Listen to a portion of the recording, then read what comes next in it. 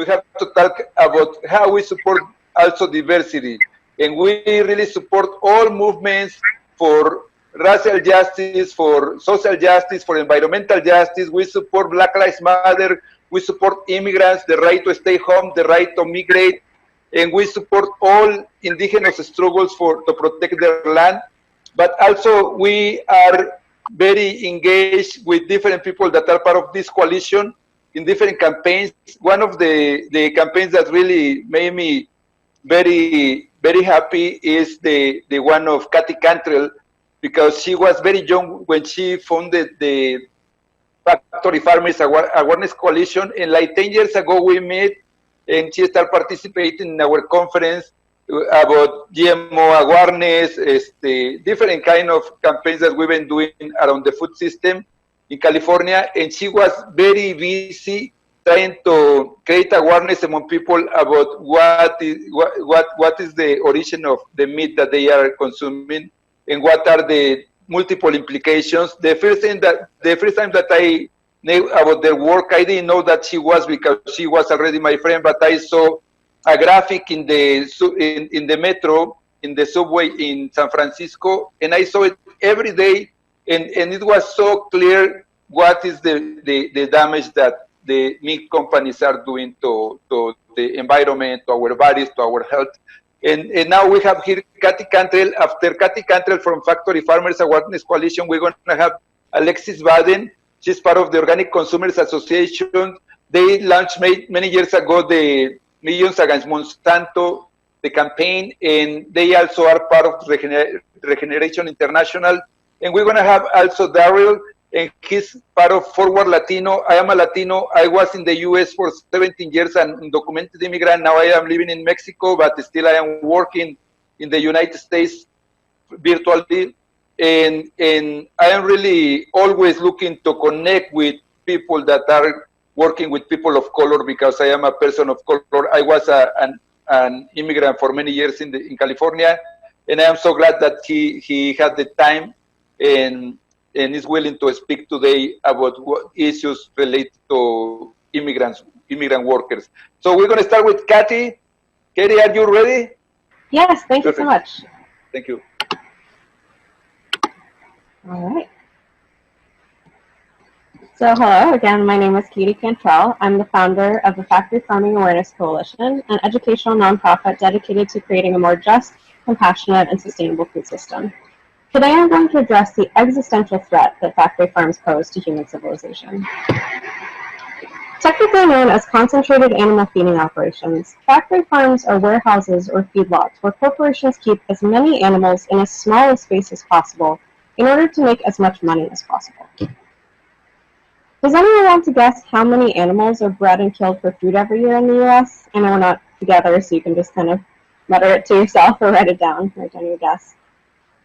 So every year in the United States alone, approximately 10 billion land animals are bred and slaughtered for meat, eggs, and milk. So that's more than 1 million animals per hour. And globally, the number is somewhere between 60 and 70 billion land animals. And that is not counting the many billions of aquatic animals that are killed for food each year. Now, of those 10 billion animals, does anyone want to guess what percentage of them are raised on factory farms rather than on small-scale, pasture-based family farms? 99%. So virtually all meat that you see in supermarkets and restaurants comes from factory farms. Unfortunately, even products labeled organic or grass-fed are often still coming from factory farms or feedlots. And Alexis will discuss how to find that 1% of meat that's actually sustainably raised. So these 10 billion animals require lots of food, and they're primarily eating corn and soy. This is a very inefficient system. So just like humans, animals require food just to live from day to day. And if any of you watching have kids at home, you know how much food growing bodies need.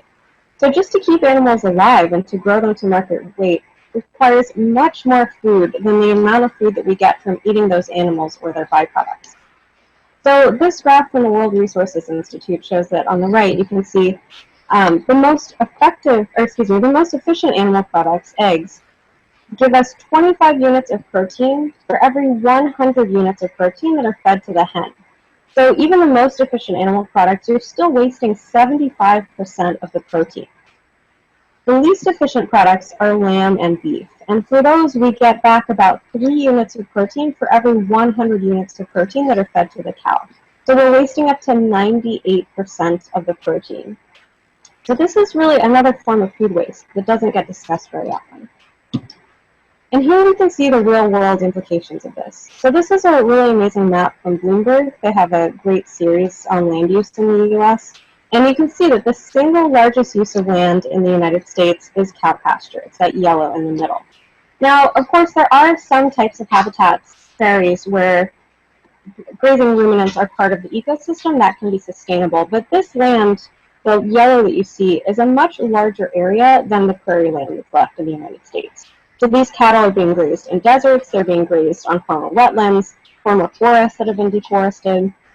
So this is wreaking havoc with ecosystems. And then to the right of this yellow square, you can see that the amount of land that's used to grow all of the food for all of the people in the United States, so that's all the fruits, vegetables, grains, legumes, less than half the size of the amount of land that's used for livestock feed. So one study found that if we just grew food directly for people to eat rather than growing food to feed to animals, we could feed every single person in the United States plus an extra 390 million people. Or instead of growing food for several hundred extra million people, we could reforest that land. We could return it to wetlands and native habitat, and this would make a huge impact on climate change. And this inefficiency is not just about land use, it's also about water use and carbon footprint. So the same basic principle applies. If you're growing food to feed to an animal, to eat that animal, or a product of that animal, it's going to be less efficient than just eating that crop directly. So this graph, you can see the impacts of cow milk versus plant-based milks. And the same thing applies to, say, beef burgers versus plant-based burgers. It's the same general ratios. And you can see that in every category, the animal-based product is much more intensive. Even with water, where almonds have gotten a bad rap, there's a lot of talk about how water-intensive almonds are. And certainly the almond monoculture in California is problematic in a number of different ways. But in terms of water use, even almonds are less water-intensive than cow milk. But if you really want to be the most sustainable as possible, you could switch to oat milk. Now, to make matters worse, factory farms are polluting the water that remains. So manure runoff from factory farms is a leading cause of water pollution in the United States. This destroys aquatic ecosystems, creating dead zones, and it also deprives communities, often communities of color, from clean air and drinking water. I really encourage you to search YouTube for factory farm drones. You'll see a video of Smithfield Foods, one of the largest pork producers in the world, literally spraying pig poop onto black communities in North Carolina. Now, of course, this is not just a problem in the United States. Unfortunately, it's a huge issue globally as well. Meat production is the single leading cause of the Amazon rainforest being cut down. The Amazon is home to 1 million indigenous peoples and millions of plants, animals, and insects. When we replace forests with feedlots, we're destroying the homes and way of life of those indigenous peoples and replacing wild animals with livestock. This problem has gotten so bad that of all mammals remaining on Earth, over 1/3 are humans and 2/3 are livestock. Wild animals make up only 4% of all mammals remaining on Earth. Now, this is obviously problematic if you place any sort of value on nature and wildlife, but it's also dangerous for human civilization as well. Because when we cut down forests, we drive the remaining wild animals into closer contact with humans, which increases the chances of transmission of zoonotic diseases that spread from animals to people, like COVID-19. Factory farms are also the perfect breeding ground for pandemics, as we've seen with swine flu and avian flu. And the overuse of antibiotics on factory farms are breeding antibiotic-resistant bacteria, which the World Health Organization has labeled as one of the greatest threats to public health. And of course, the final existential threat that's tied directly to deforestation, animal agriculture, and increased disease is climate change. Animal agriculture is one of the leading drivers of climate change. As this infographic and a great report from Grain and IATP shows, the top 5 meat and dairy companies create more greenhouse gases than ExxonMobil, Shell, or BP. If cows had their own country, they would be the third largest emitter of greenhouse gases. This is disturbing, but it's also a potent opportunity, because food is one of the systems that we as individuals have the most control over, and it's one of the easiest to transform. The renowned climate activist Paul Hawken came out with Project Drawdown that outlines the top 100 scientific solutions to drawing down carbon emissions. 2 of the top 5 relate to food. So number 3 is reducing food waste, and number 4 is plant-rich diets. They rank ahead of solar, regenerative agriculture, and mass transit, the things that we typically think of when we think about how to stop climate change. Now, thankfully, more leaders and scientists are realizing that there's simply no sustainable way to raise 10 billion animals in the US and 60 billion animals globally. The United Nations urges first world citizens to eat half as much meat, and Oxford researchers found that if we're going to have any chance of keeping climate change below the 2-degree threshold, people in first world countries need to eat 90% less beef and pork, 60% less milk and poultry, and 50% less eggs, while replacing them with plant-based proteins like beans and lentils. This is also one of the most equitable solutions. Suggestions from environmental groups on ways to help the Earth are often things like buying an electric car, installing solar panels, or buying pasture-raised beef. And unfortunately, these are simply inaccessible and unaffordable for most people. As an organization that speaks to students at disadvantaged schools in areas often with food apartheid, we strongly believe in only promoting solutions that are actually accessible and empowering for all people. And everyone can eat a peanut butter and jelly sandwich instead of a bologna sandwich, get a veggie burrito instead of a beef burrito, or leave pepperoni off their pizza. These are simple actions that all of us can take that add up to make a huge difference. And it doesn't have to be all or nothing. You don't have to be totally vegan to put oat milk in your cereal instead of cow milk. You don't have to be 100% vegetarian in order to order a veggie burger. One idea that I support that's very popular with a number of organizations is this idea of less meat, better meat. And if you are truly boycotting factory farmed meat and only buying local pasture-raised, small-scale, sustainable meat, it's very expensive and it's often hard to find. So you're going to be eating mostly plant-based foods. If you need help transitioning, the easiest way to start, I think, is by eating 1 plant-based meal per day. So that way you could still be eating meat every day, but at least a third of your diet will be plant-based. You can also decrease the size of the portion size of meat that you're eating, so using it as a garnish, including some pieces of chicken in your pasta rather than just eating a chicken breast for dinner. And you can do impact-based. So if you're looking for a place to start, you can switch from high-impact foods to low-impact foods. So choosing a falafel instead of a lamb gyro. For those of you who are part of organizations, you have a really powerful opportunity to help by talking about factory farming and plant-based foods. Unfortunately, it's been taboo to talk about food choices, and so many people still have no idea that animal agriculture is a leading driver of climate change. So we can all help by talking about it as part of our materials and our messaging. And hopefully soon, when it's safe to have in-person events again, your organization can lead by example by taking the Sustainable Food Pledge at sustainablefoodpledge.com to serve only plant-based foods at your conferences and your meetings anytime that you're having catering, to set an example and really show people how easy and delicious it can be to eat lower on the food chain. Right, so again, we're the Factory Farming Awareness Coalition. We offer free webinars for schools, businesses, and NGOs, and we have a really great internship program as well. So please get in touch if you'd like to schedule one, and I would also love to hear from you with questions, comments, or feedback. All right, thanks so much.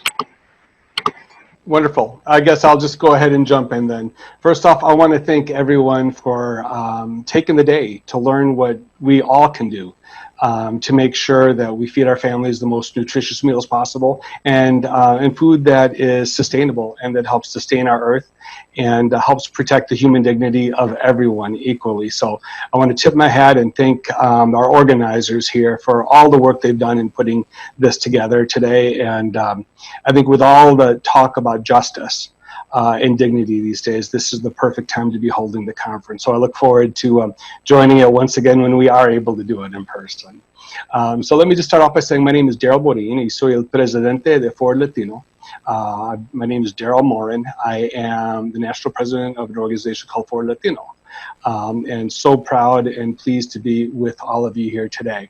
I'm going to go ahead and share my screen, and what we're going to be discussing today is more of the human dignity and health side of the conversation. I know we are all very frustrated and some at points probably exhausted from the horrendous news that we see daily on the news here on our radios. And it really underscores, this COVID pandemic has really underscored how so many of these meat processors and food processors are putting profits before people when it comes to the pandemic. I'm going to be sharing some information that was actually published by the Centers for Disease Control and Prevention, the CDC, so that nobody can question the numbers and authenticity of those. And then I'm also going to share some of the latest numbers with regards to the human tragedy that is occurring right before our eyes, and steps we all can take to help mitigate this and make sure that every person in our country receives the same and equal protections as the next. So first off, for Latino, we are a nonpartisan advocacy and service organization with membership through about 29 states throughout the country and growing. And we take on a whole variety of issues, everything, obviously civil rights is huge, voting rights, civic engagement, workplace safety, immigration, gun violence prevention, community-oriented policing, youth programs, as well as veteran services, and so much more. But what we've been spending an inordinate amount of our time on these days is the human tragedy that's occurring right before our eyes. It was really in early March when we started to receive calls from workers at the slaughterhouses across the country. They were telling us that they were working in unsafe conditions, that they were being threatened by their employers and by management not to let people know about the infections that were taking place. And if they heard something, they were to keep quiet or their jobs could be at risk. They were told they had to keep working no matter what or they'd lose their job. And when some did approach management, they were told that they shouldn't expect any unemployment because if there's a job available and you refuse it, they were not going to be eligible to receive benefits. And you'll find that many of the individuals working in the slaughterhouses are folks that don't have a giant nest egg that they can fall back on. So many felt compelled to put their lives at risk daily while profits soared for the companies they worked for. I'll never forget seeing this on the news in Logansport, Indiana, and this was earlier this year, the home state of our vice president, where he was governor, Logansport, Indiana, where employees were successful in finally getting testing in the plant, and they found in that one plant alone over 1,000 cases of infection, confirmed, laboratory confirmed cases at this Tyson plant. And it was just about a month and a half ago where a memorial was held out in Greeley, Colorado, where they remembered six workers that lost their lives at that single plant that was run by JBS. And I could literally spend all my time going through pictures and newspaper articles of this tragedy. You know, we see them as numbers and totals on the television set, but each one represents a life, represents a mother, a father, a brother, a sister, a husband, a wife, and the traumatic impact it has on the family and for the generations that follow. So once again, I'm going to follow on the CDC information that was released in July. So no one can say there's any bias here, etc. You can download it off of the CDC website as well. They went out specifically looking at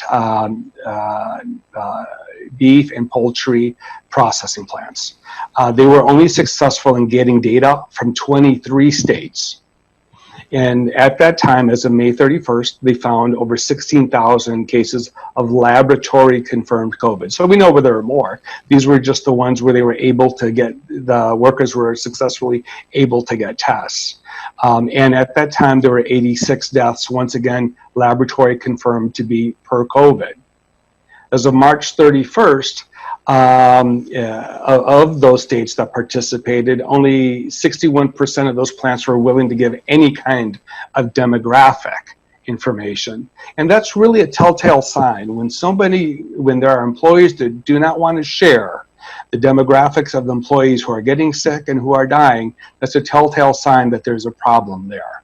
But even here, with the numbers of those we received, we found that over 87% had laboratory confirmed cases of COVID-19, right? A disproportionate number impacting the people, predominantly people of color, who are working in these plants, with the greatest burden falling upon members of the Hispanic community at 56%. And the CDC itself, in those reports, said it's critical. The reason that meat and poultry processing workers are so susceptible is because they are often forced to work very close to one another at very high line speeds, where they're reaching onto these conveyors, grabbing, cutting meat, putting it back on, etc. And the duration of the contact, it's not uncommon for one of these workers to be working 12, sometimes 14 hours a day on that line, working shoulder to shoulder with the person right next to them all the way down the line. So the duration of contact is a key indicator or factor when it comes to infection rates. The type of contact that happens, often there's shared transportation in these towns where you find these mega meat processing plants, etc. So the CDC right there in that report, and well, they put these out in April as well, the guidelines that they encouraged all these meat processing plants to follow. First off, they said you need a 6-foot separation of that social distance, only in this case, a worker distance between one another. And in order to accommodate that, you have to slow down the line, or else it's just not possible. They do mention, because right today you'll even see some of the meat plants saying, well, we're putting in plexiglass. Well, when you look at the CDC guidance, it says you can put barriers in place, but they should be to keep people 6 feet apart.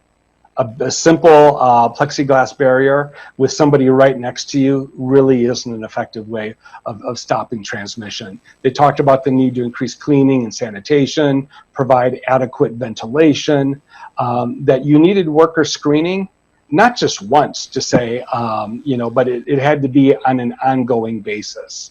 That you had to promote proper hygiene and provide masks and proper education, training, and much more. So one thing that the CDC got back in this report was they found that at that time, only 80% of workers were being screened, meaning, and typically that was taking a temperature before they entered the plant. That only 77% required face coverings, that only 65% increased access to stations where people could wash their hands, only 63% provided any kind of training with regards to the risk and transmission related to COVID. 62% had put in physical barriers. Only 37% offered testing. And I've been there arguing with plant managers numerous times. They act like, well, we gave all of our workers a test last month. They don't realize that this is something that needs to be done at a minimum on a weekly basis, right? And 22% said, well, we temporarily closed to clean everything. Once again, once an area is infected, it needs to be sanitized wholly. Once again, it really needs to be something that is continuous. You never quite achieve it. You just need to keep cleaning and cleaning till we have a resolution to this virus. So it's completely unacceptable the way individuals, human beings, are being forced to work just so they can provide for their families. One thing that was very stark in the report that got back, zero plants of those that would even participate in the survey said that they socially distanced or slowed down line speed in the actual plant. They would talk about how they made people sit apart in the cafeteria. That's not where the highest risk of infection is and transmission. It's on the line in 0%. I want to take a moment to thank Senator Warren and Booker, who wrote these meat plant manufacturers, and they received confirmation from them that they were not social distancing on the line. there's an organization firm here, and I pulled this down just today. So this is as of today, which shows where we're seeing outbreaks with regards to farm and food processing and meatpacking. The larger the circle, the larger infection rate. And here you see the predominantly, you know, the large population areas that do have a meatpacking or slaughterhouse industry there, how it's just almost covering the map. It is something that is not just going to go away, as we've been told so many times. And there's no reason why meatpacking workers who are essential workers should be subjected and forced to work in these kinds of environments. So as of the Fern reporting that is following it, a nonprofit advocacy organization that's following these. So I'm jumping now from the main numbers from the CDC to this is what we have confirmed as today. There's been outbreaks in over 472 slaughterhouses and 267 food processing plants. You'll see the infection rates in the slaughterhouses at over almost 41,000. Food processing plants, almost 9,000. And then there you see tragically the number of deaths. And we're pretty confident that this is an undercount. And sadly, things aren't being done to really correct this. What we have been seeing is meat plants picking and choosing places where they will do things and inviting the news or friendly organizations into tour. But in hearing from the workers across a wide breadth of companies, from Tyson to Cargill to JBS to Smithfield, and the list goes on, we know they are not following all the CDC guidelines, which is really a human tragedy, a human crisis that we're facing. Now, many people have said, well, if it's so bad, OSHA would go in there and tell them, these meat processors, that they're outside of the guidelines. And that is the critical issue here. Well, first off, OSHA doesn't even have a head of the agency right now, and it is an agency underneath the U.S. Department of Labor. But of those at OSHA, they've completely disavowed any responsibility when it comes to COVID-19. They are only providing guidance that says, we recommend you follow the CDC guidelines. They have not issued any enforceable rule, even though the CDC has categorized this as a public health emergency.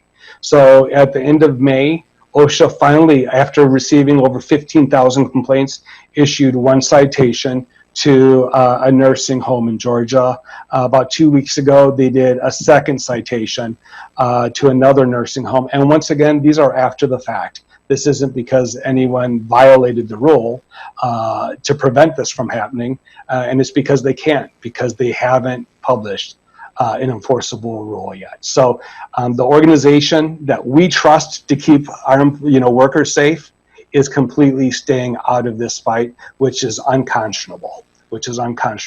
And if that wasn't enough, we're seeing the politics further to play a role in this. We have senators who are saying this is a culture issue or it's an immigrant issue, right? They're saying that it's the fault of these essential workers that are creating the hotspots and completely disavowing their responsibility.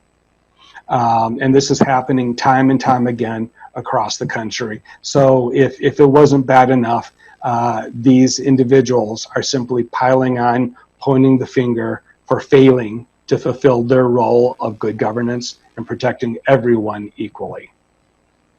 Who's going to protect these families? Here you will see workers at a JBS plant and a Smithfield plant, right? Actually, this is JBS right here. This young lady who worked in the plant where the 6 individuals had passed. Who's sticking up for them? They have rights. They are humans. They're Americans. And we shouldn't simply let them fall by the wayside so somebody could go and buy a cheap slab of ribs at their local store, right? So Forward Latino, with so many of our coalition partners, we filed a civil rights complaint with the USDA against Tyson and JBS, saying that they were in violation of the Civil Rights Act of 1964 because the actions taken by these companies disproportionately impacted people of color while they were receiving tens and in some cases hundreds of millions of dollars of federal contract for the meat. Now, we've also seen our president issue a public executive order saying that these meat processing plants need to keep running regardless because they're essential to the nation's food security, the supply chain. One thing that he hasn't told you is during this period of time, and Secretary Perdue of the USDA was bragging about this, meat exports from the US during the pandemic have soared. So we do have the capacity. We do have the ability to lower those line speeds, to provide distance between the workers and protect American lives. But once again, they've proved their willingness to put profit before people, and that is unconscionable.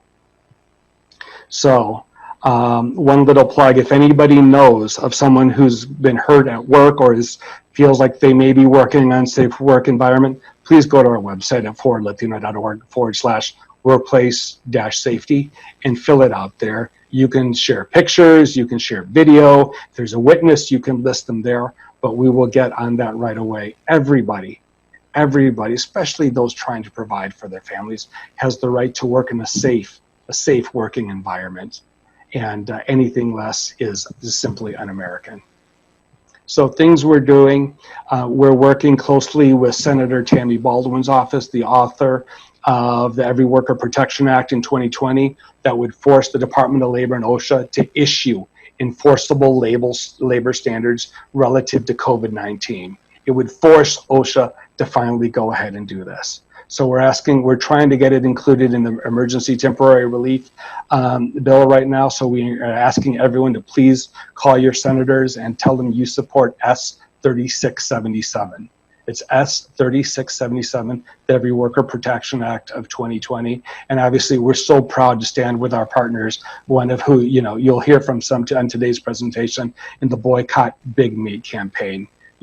We can vote at the voting box, right? We can protest, we can raise our voices, but we can also send a clear message with the dollars we spend. So thank you all once again for your compassion, for raising up to defend, our planet, our environment, and the human dignity and the safety of all. So thank you all once again, and I'll turn it over at this point. Daryl and Katie, thank you for your excellent presentations. I don't think that there could be a single person watching right now who isn't interested in permanently leaving the corporate meat industry and never giving that industry another dime. So I will hopefully give you some inspiration for the better world that we can create together by supporting the farmers and the processors who do this right. As Katie mentioned, there aren't that many of them.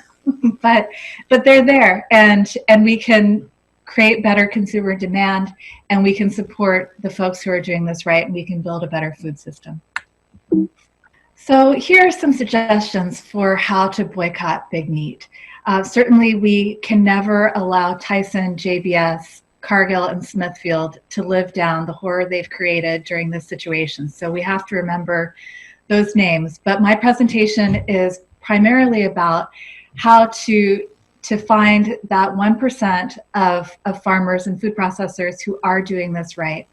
And I just urge you to follow what Gandhi said. Gandhi said, I'm not the first person to quote Gandhi today, and I want to give a shout out to all of the prior presenters. I've been watching all day. It's been a fantastic program. So congratulations to Miguel and the entire Soil Not Oil team. But Gandhi said, be the change you wish to see in the world. And I urge you to think about this for our food system. We can eat the food system that we wish to see in the world. We can make it happen. And unfortunately, the truth is we are making this food system happen every day. We can't discount corporate power, but every time we eat, we make these choices about the food system that we want to support and create. I do have to, as my second suggestion for how to boycott big meat, practicing abstaining from animal products is really a key essential piece to this.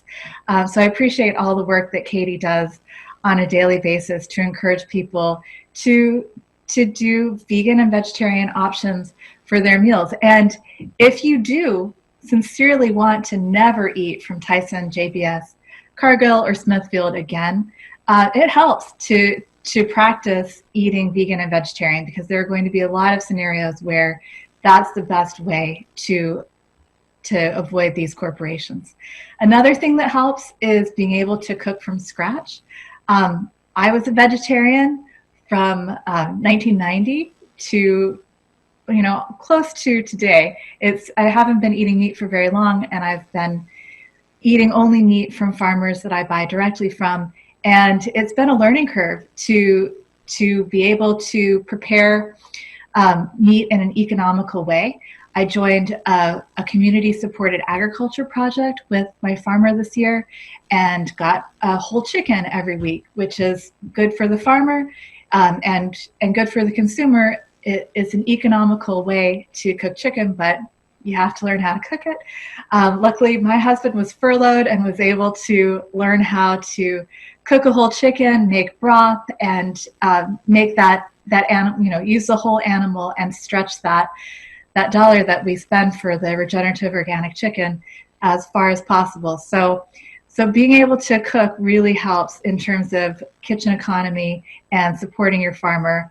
And then the piece that I'm going to spend the most time on today is reading labels, knowing what the standards behind those labels mean, and consulting scorecards. We're going to talk about the Cornucopia Institute and the fantastic scorecards that they've put together.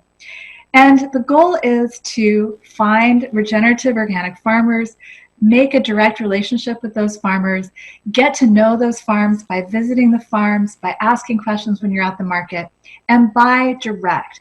Of all the food rules that I follow today, that is my number one, because when we eat from the corporate system, and even when we're, the corporate system that's trying to do the right thing, these are corporate middlemen that jack up the price and suppress the price that goes to the farmer. And so anytime we can buy direct from the farmer, we are doing a better job of supporting the type of agriculture we want to see. And to make it economical for you, doing community-supported agriculture, CSAs, really works well. And, this can easily be seen as conspicuous consumption today. Katie alluded to that. And certainly for the workers who are working in the meat processing plants, they're not being paid a living wage that allows them to make many good food choices.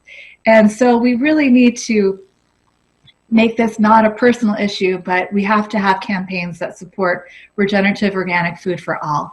And I won't be the first presenter today to talk about campaigns that target school food and other programs where the government is buying food to enable access for everyone. Right now, Daryl mentioned that Congress is debating, negotiating a potential COVID relief bill. There's a very important piece of that in the House version where we would increase food stamps, SNAP, and increase the minimum amount that goes to families under SNAP. This is something we need to fight for really hard. We need basic, food rights bills and programs that enable people to make good food choices. And right now we don't have, SNAP and food stamps doesn't even enable a family to feed itself, let alone choose good foods. So the food for all, it needs to be an important part of this movement. And we can't beat ourselves up or be too judgmental. We need to aim for progress, not perfection, and we need to support continuous improvement. So cut me off when I run out of time, but I'm going to go through some resources for you all in this movement. So organic is a great baseline. But as Katie mentioned, not all organic producers are following all of their organic rules, and it isn't being fully enforced. And so that's where excellent organizations like the Cornucopia Institute come in. They have scorecards on a few different items that you may be shopping for at the grocery store, or looking for a farmer locally who's certified organic and who's doing it the right way. We have an image here of factory farm organic. The Cornucopia Institute has done fantastic campaigns where they do aerial imaging of the farm to see what an organic farm is actually doing and actually looks like. Of course, we've got many farmers who are doing the right thing, as the image below shows.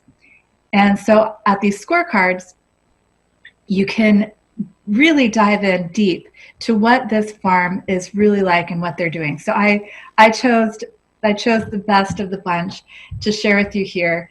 And so this is an interesting farm because they're actually producing all of the food for the cows on their farm, on the farm.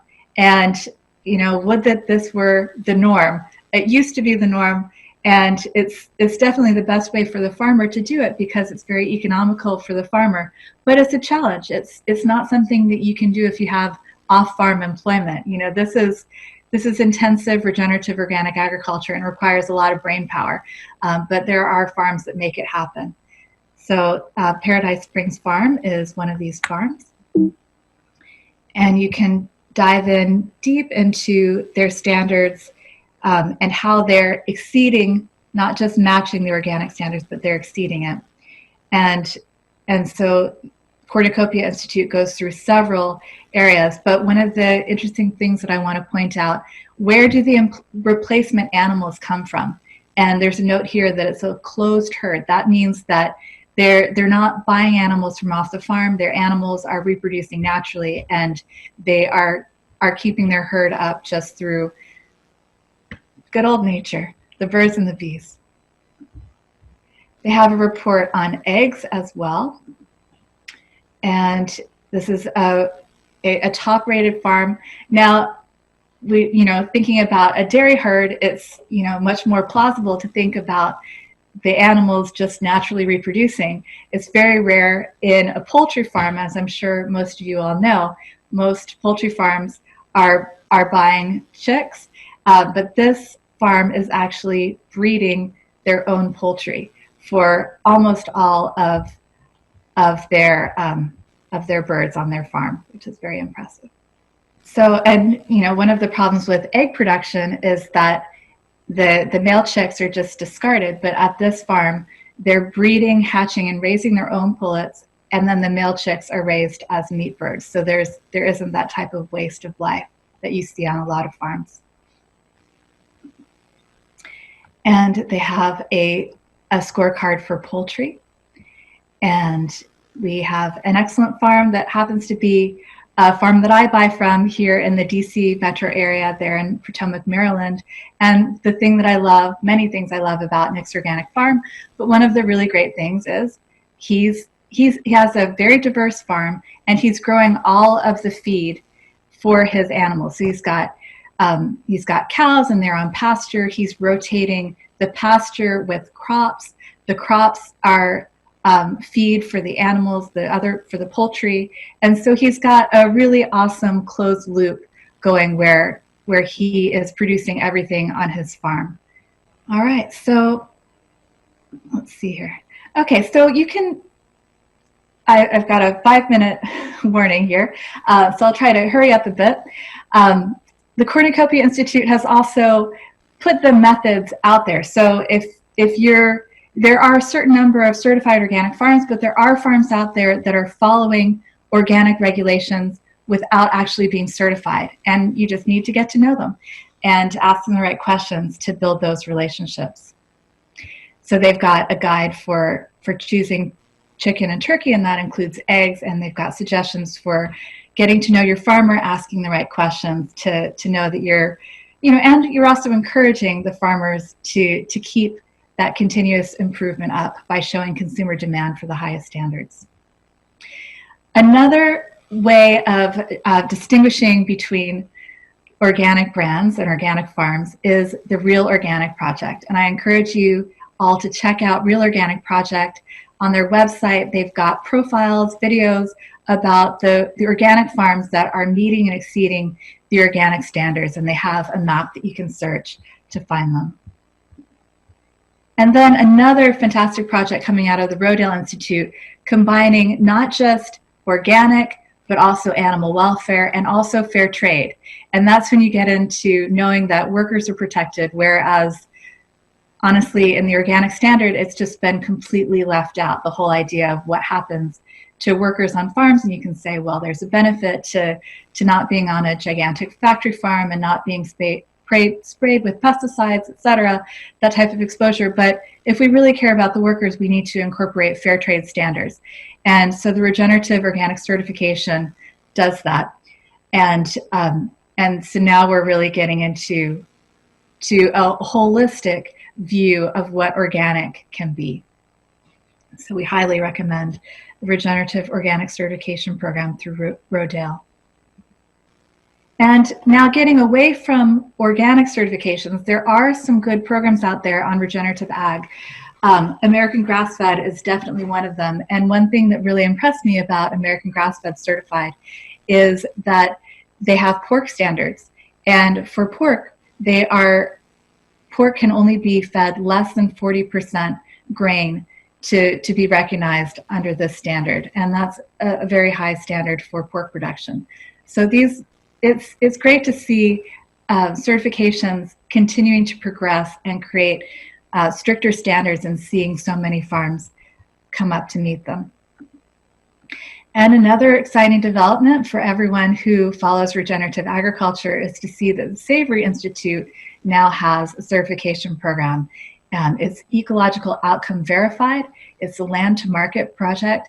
And the way they differentiate themselves is they're not saying, here are the standards, meet these standards through practice. They're saying, we're going to verify whether this has any benefit in soil health, in biodiversity, and in ecosystem function. And you have to prove those benefits to get certified under the land to market ecological outcome verified. So that's another exciting development.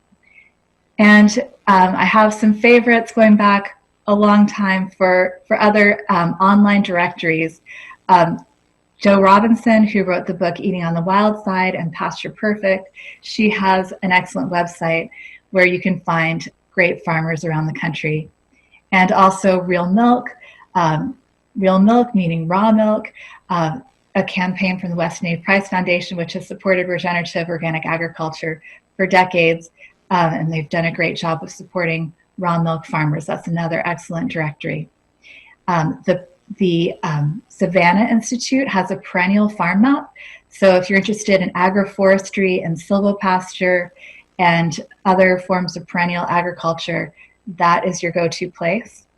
And we've tried to incorporate all of these different forms of regenerative and organic agriculture into a map on Regeneration International site. So please check that out. Let us know who we're missing, who belongs on this map, and hopefully it will continue to be a good resource.